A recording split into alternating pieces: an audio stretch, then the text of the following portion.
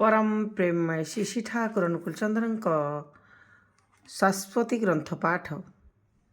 मोर कथागुड़िक जदि तुमर केवल कथा और चिंतार खोराक मात्र हुए करवा बा आचरण भितर दे सेगुड़िक जदि वास्तव फुटे तोली न पार तेबे पाइबा जे तुमर तमसाच्छन्न रही ता किंतु अति निश्चय तुमर मो चरित्र निजर प्रयोजन गुड़िक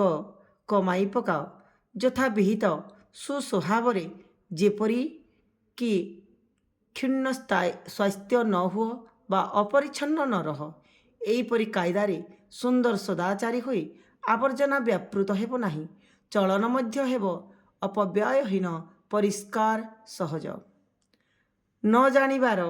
बाहादुरी नहीं आमे खूब गालुगल्प करिपारू किंतु जानिबार आत्मप्रसाद और विनय जार अच्छी से ही विशेष मनीष जे लोकों को व्यवहार करी जाने ना लोक पाइले ही जार आड़े छिड़ा हेबाक्र बुद्धि उंकी मारे से दायित्वशील तो नुहे बरम सुविधावादी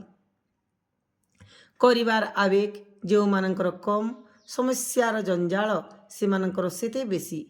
हुकुम्र गफलत दोहाई जेते निरलस और रसाल स्वार्थ जेउठारे अंतसायित अनुगति जेउठारे कपट आदेश पालन बुद्धि मध्य सेठारे फांकीबाज आउ मतांतर सहित मनांतर मध्य सेठारे उज्ज्वल परिस्थितिर खतियान बा खबर रे जे जेते बधिर धरीनीय सहानुभूति बा सहयोग प्रवणता तार सेते क्षीण। जय गुरु जय गुरु।